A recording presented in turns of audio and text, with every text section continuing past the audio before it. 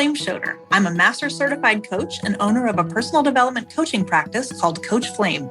And I'm Jeanne Ivy, a creative director, artist, and owner of the creative consultancy Ivy Magic. And together, Flame and I are the Spark Sisters. In the process of working with Flame as my coach, we discovered that we had complementary and kindred ideas about how to help others find their spark and own their unique place in the world. Eventually, we started talking about how we might share these ideas with others, tapping into the natural riffing style that happened whenever we talked. And that's a glimpse into how the Spark Sisters podcast began. We have seen and felt the magic of learning to be authentic in our own lives. And that is at the heart of this podcast. We wanted to share the way that we did it, not so that you would do it our way, but because sometimes when you hear someone else say their way, then you discover your own. We want you to live from your authentic spark.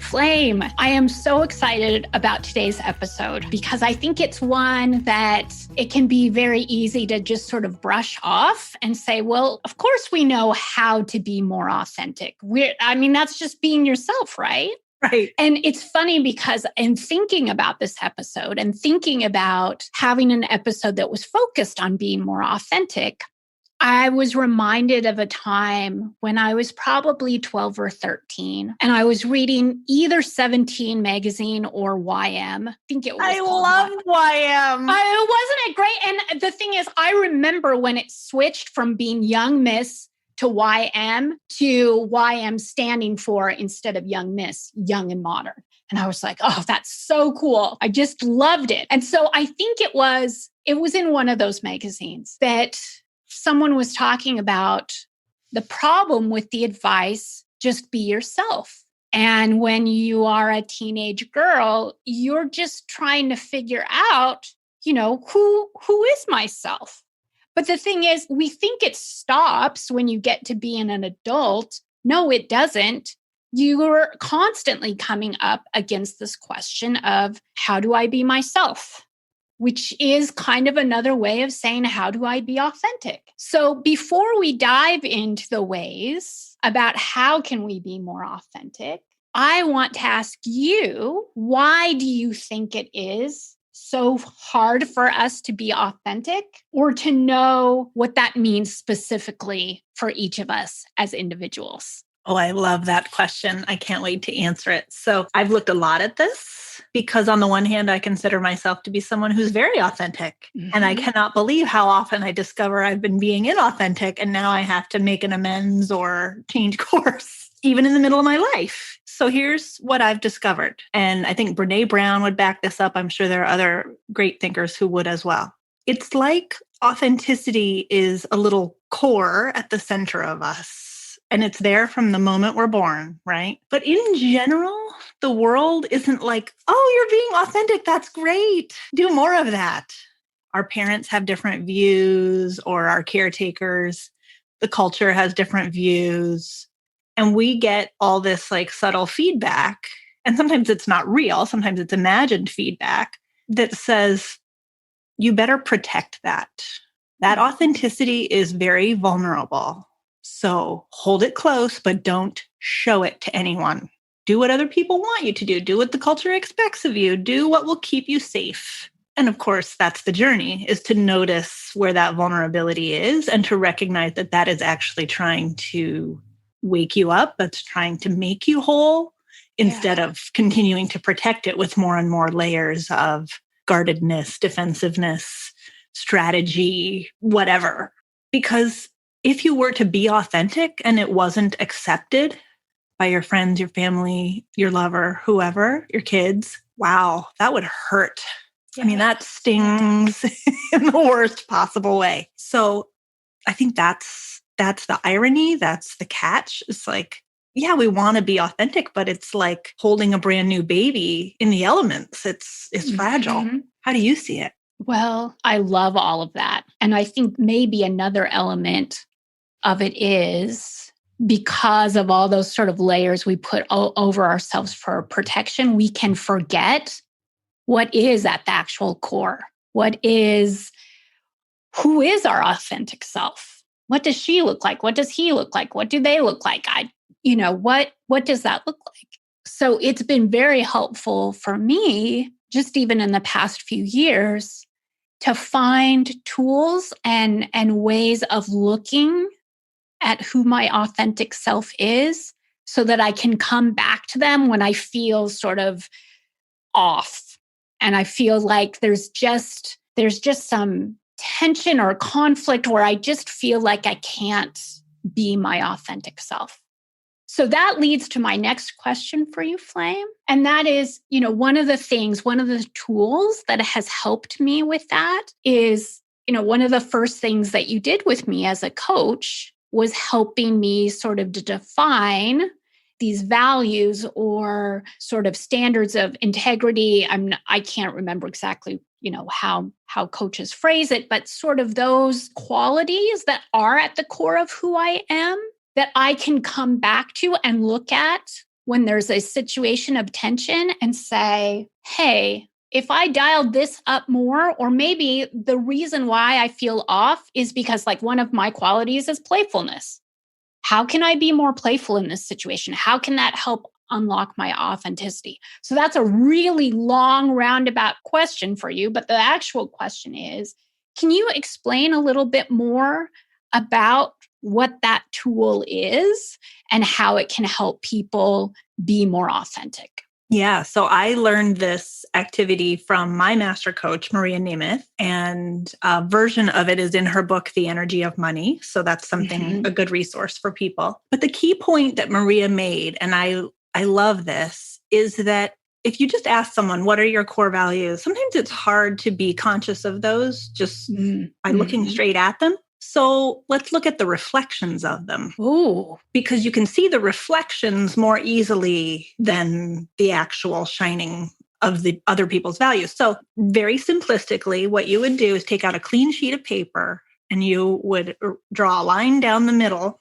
And then on the left-hand column, you would write a list of people who have qualities about them that you just light up when you are in the presence of this person, right? They have something you really admire. And you don't have to know the quality. You don't have to love everything about them, but there's something that really is magnetic for you. And you write their names in the left-hand column. That's it. You'll just have a list of maybe 5 to 7 names. Could be a few more if you come up with them easily.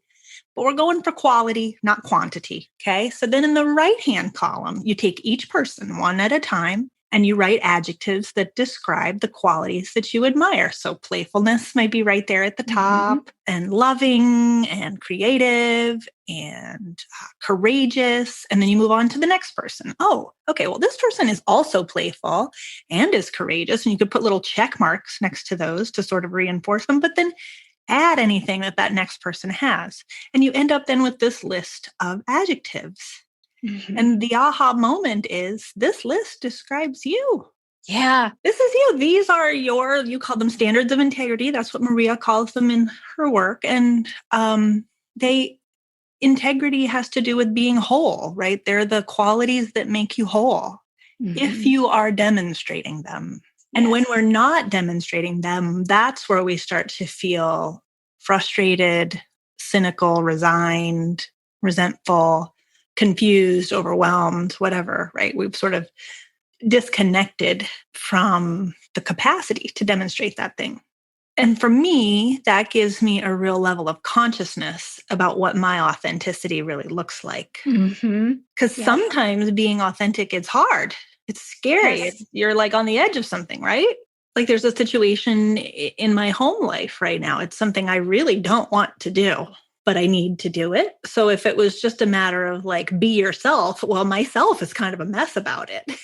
Myself is scared and worried and like, how the heck am I going to do this? I don't think I can. And other people should be helping me more. And I'm just not up to this. I mean, I have all this inner dialogue about it. Yeah. But if I look at those qualities on that list of my standards of integrity, and it's funny, I didn't plan it this way, Jeannie, but I actually have one of my original lists in front of me. Oh, wow. You can see it's very faded, but being loving, being compassionate, being supportive, being nurturing, all those things are on this list. It's like, oh, okay, well, I guess I better apply that even to this very hard situation. Yeah. And it's funny, even just saying that, I just like took a deep breath. It was like, oh, well, I know how to do that. And will that carry me the whole way through this thing that may take months? I don't know, but probably. Yeah. And I may discover other standards of integrity along the way. This is a list that can keep evolving throughout your life. So to your point, when you're 12 years old reading YM magazine, you might know a couple of things, but in our mid 40s, right, we know a couple more. Yeah. Yeah. Mm-hmm. Or they shift slightly. They deepen. They may be sort of one way of defining the value. And then over time, you're like, oh, it actually looks like this. If I turn it around 45 degrees, that's the definition that more aligns with who I am. Yeah, it's like the fine tuning on the dial. Yeah, exactly. So now you're making me wonder, what's the connection between this kind of authenticity we're talking about with your standards of integrity and confidence? Well, I think that, and I can't remember if we've sort of danced around this before, but that there's a huge link between authenticity and confidence. And if one of those standards is not really showing up in your actions or a situation that you're a part of, you're not going to feel like you're fully showing up. And that, for me at least, makes me feel a little insecure. Like the opacity is not dialed all the way up. That I'm just like kind of this shadowy version of myself. And we don't think of confident people as being just part way there. They're like all there. They're fully there. They're shining. There's a presence. There's a presence. And if there's a piece of me that I'm holding back, or I haven't figured out how to bring into the situation, then I'm not going to have that presence. I hear that. And I think what I would add is, like, I'm thinking back to 2004 when I first did this exercise. There were several words on the list that were a surprise, because I think back then I called it funny. Now I would call it lighthearted. And I was like, I'm not funny. I am buttoned up. Thank you. I am serious. Right. And then there would be moments where I would catch myself applying being lighthearted. I was like, oh, this feels good. This feels right. Yeah. And now I would substitute the word authentic. This feels authentic. This is really me.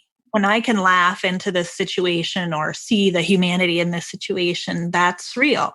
And that makes me more confident each time I catch myself or consciously apply myself in being these things I say I am or know I am. It's funny that you were talking about this and talking about, what surprised you about your list.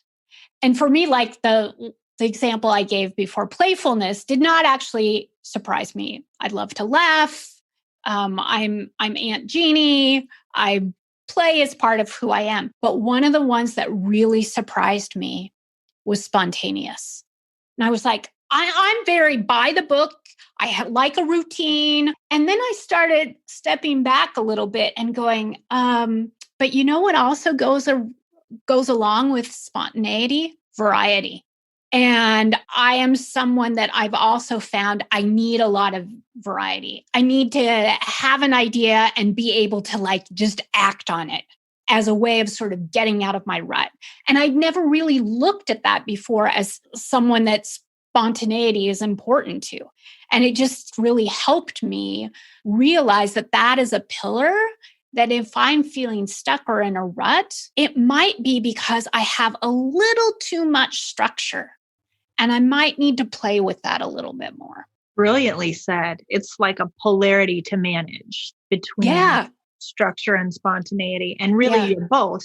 And it's good to notice when we're overusing one and stop applying more of the same and, in fact, apply more of its polar opposite. Yeah. And that's going back to your other analogy of it's dials. and you dial up certain things and dial down others. And that authenticity isn't just one single dial. It's all sorts of adjustments.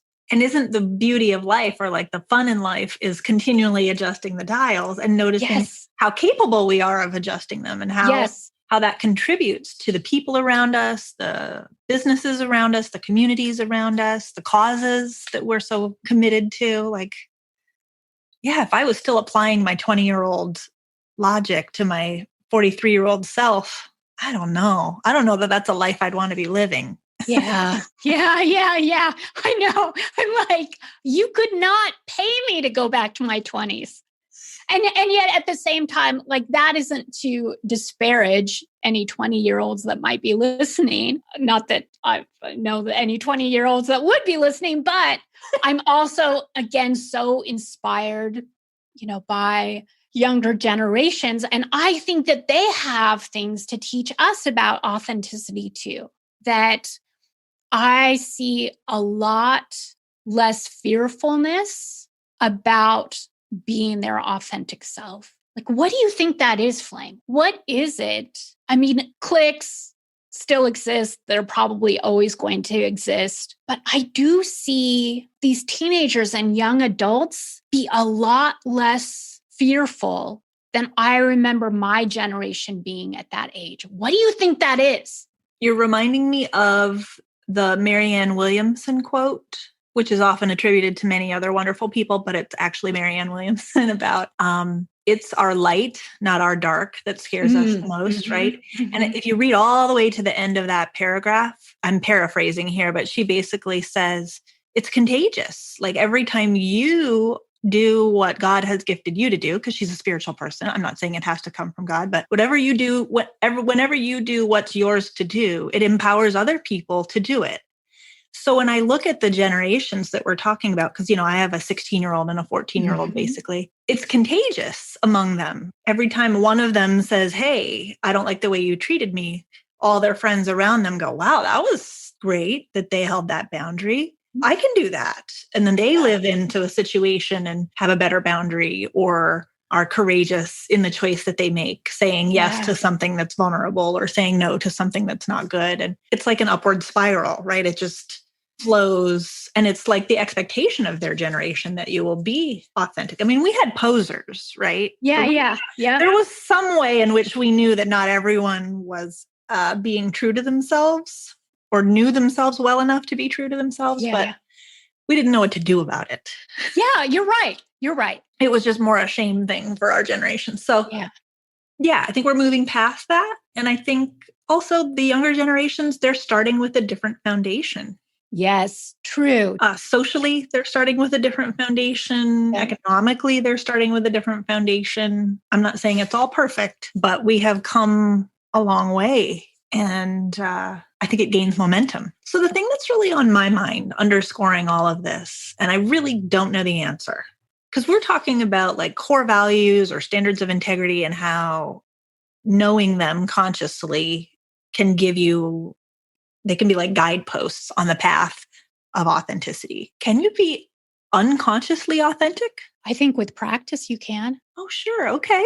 And for me, something I'm starting to observe, and for me also, it never feels like it happens as quickly as I want it to. But looking at sort of the bigger picture, I've also noticed that the more I behave and make decisions out of the core of who I am, and the more I practice that so that it does become sort of mental muscle memory, I find more joy, more doors that open, more success in however I'm determining success in a particular situation. So I keep practicing, because I find that the more natural it's becoming for me, the more satisfying life is. And I'm not sitting from a mountaintop, of course. Like, I'm still very much on the journey, but I can also look and say, oh, it's a lot easier for me to show up as my whole authentic self in situations than it was even just a couple of years ago. And that continuing to sort of do the work of saying something about this situation feels off. Okay, I'm going to actually look it up. What parts of myself aren't showing up in this situation? The easier it gets to do that without having to look it up or make a conscious decision about what is off about this situation and how can I bring my authenticity to it. And so that's why, to me, it's worthwhile. It's a worthwhile practice to not get hung up like, am I going to have to look at a list every time I'm troubled? Well, no, I don't think so. I think it does become natural. And I do think you can also see it, we just talked about people younger than us. I think seeing it, even looking at my mom and seeing how in so many ways she's a lot freer about who she is and how she's just natural about that. She's had 70 years to practice being who she is. And I think it was probably about her mid 40s to early 50s where she started figuring out, oh, if I stop hiding who I am, life gets better. What I'm hearing and what you're saying then, it's like authenticity is a habit.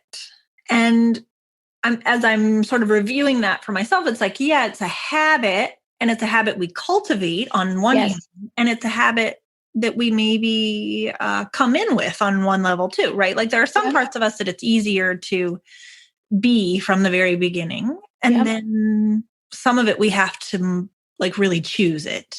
And that second part of it makes me think of Joseph Campbell's hero's journey, right? Like it's this ongoing effort to go on an adventure and slay the dragons and bring home the real prize, right?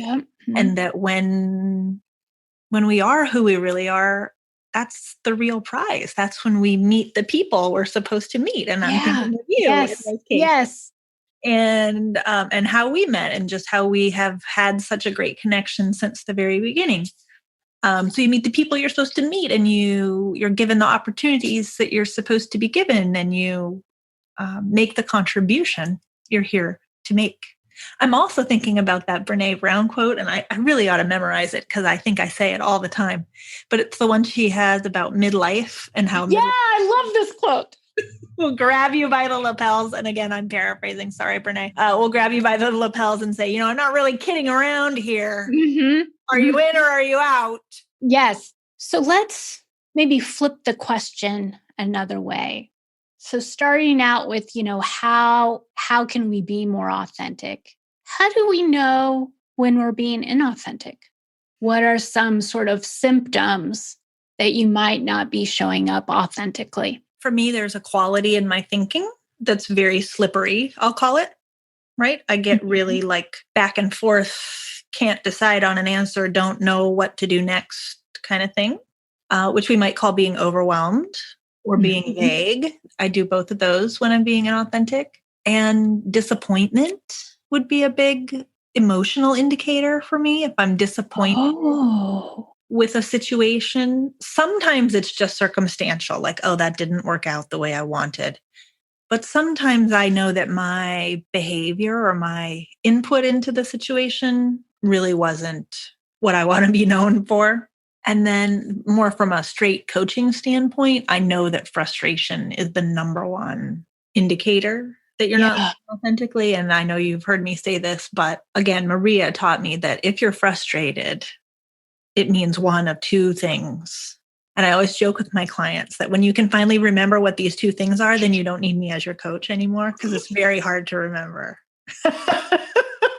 But the first thing is, if you are frustrated with something in your life, there is something you are currently doing that goes against your standards of integrity and you need to stop. And the second thing is, there is something you are not yet doing that would be in alignment with your standards of integrity and you need to start. Yes. And that's a game changer as a coach, because then I don't ever try to solve frustration for people. Oh man, you mean I have a piece in this? This isn't just about my ex-husband and what a fill in the blank he is, Yeah. It's not love it and hate it. You know what I mean? Because then it really, this is the like double-edged sword of authenticity, right? We can't let ourselves off the hook of our authenticity. Even if we try, we'll just have those symptoms of frustration, disappointment. And if frustration is left long enough, it gets worse. It becomes real nasty, dark stuff that becomes a limit on your life. What are the symptoms for you that you're not being authentic? How do you know?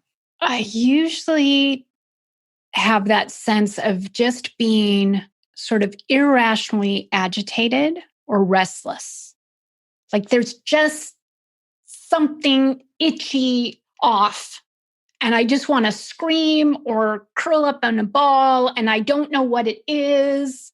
I'm like a little toddler that can't explain what's wrong. I just know something is wrong and bad, and I might act out because of it. That's usually a telltale sign for me. And the interesting thing about that, too, and the acting out part is, again, for me, it comes back to this idea that in our culture, especially I see this like in social media, and it is that authenticity has been equated just with being unfiltered or just like doing whatever you want. And so it can look like, oh, well, someone is being their whole self because they're just like acting out.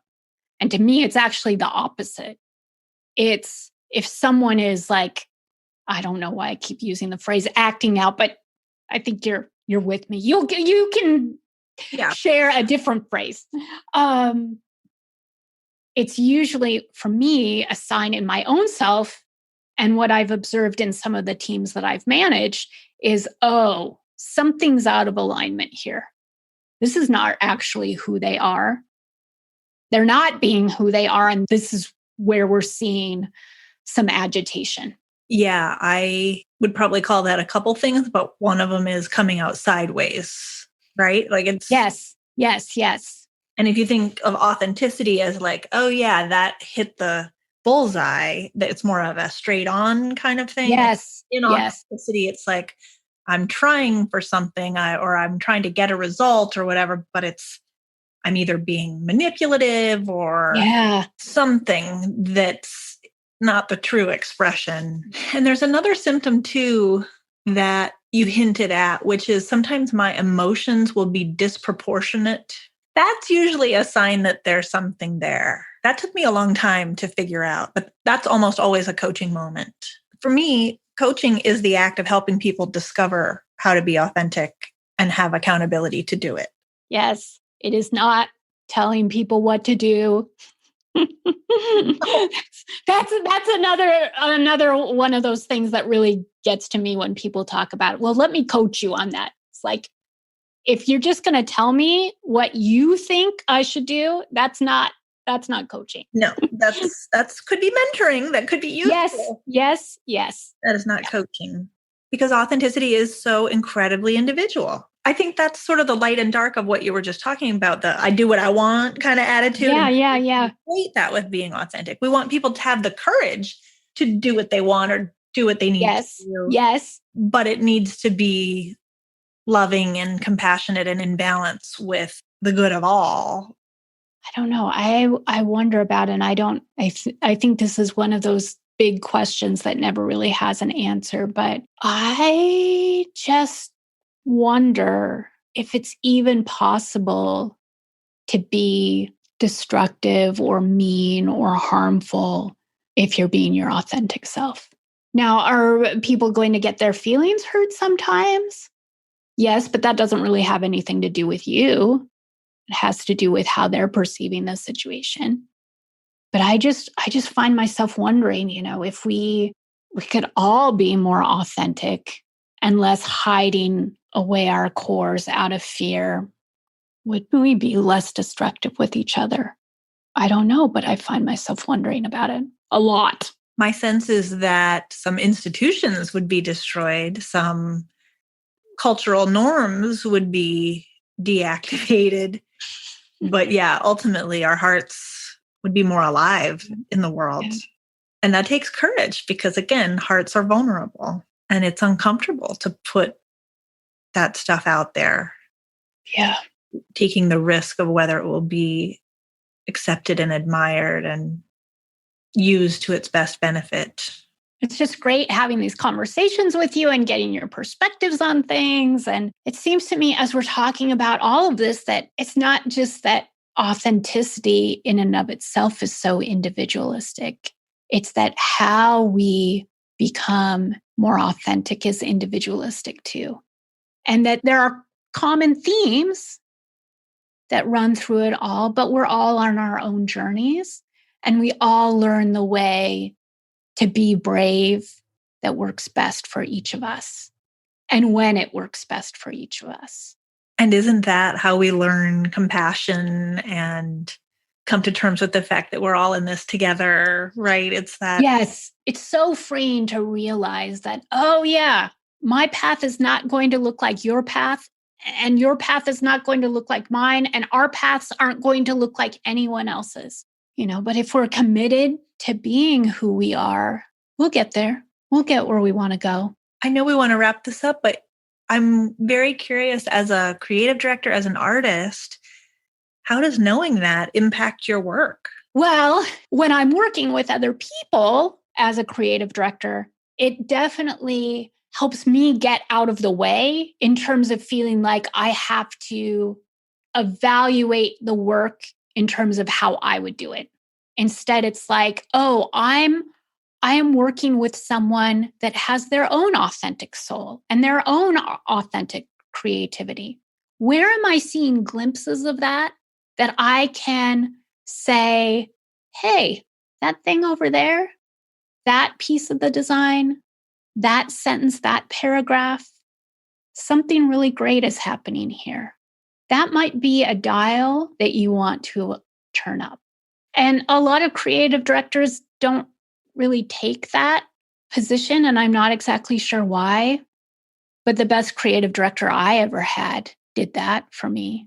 And I remember it happening and going, this is how I want to be a creative director.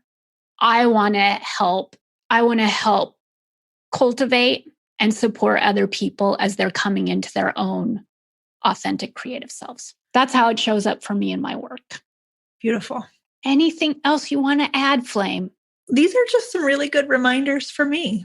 So I'm grateful that we've had this conversation today, because it's really contributing to what I need to focus on in the next week to 3 months as my family is making some transitions. So thank you.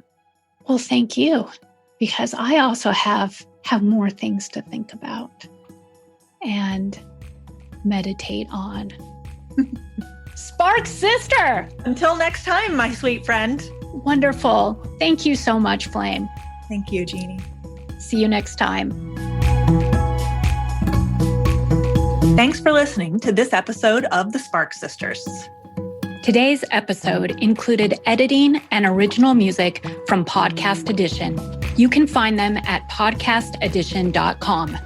If you'd like to learn more about this series or connect with us, visit sparksisterspodcast.com.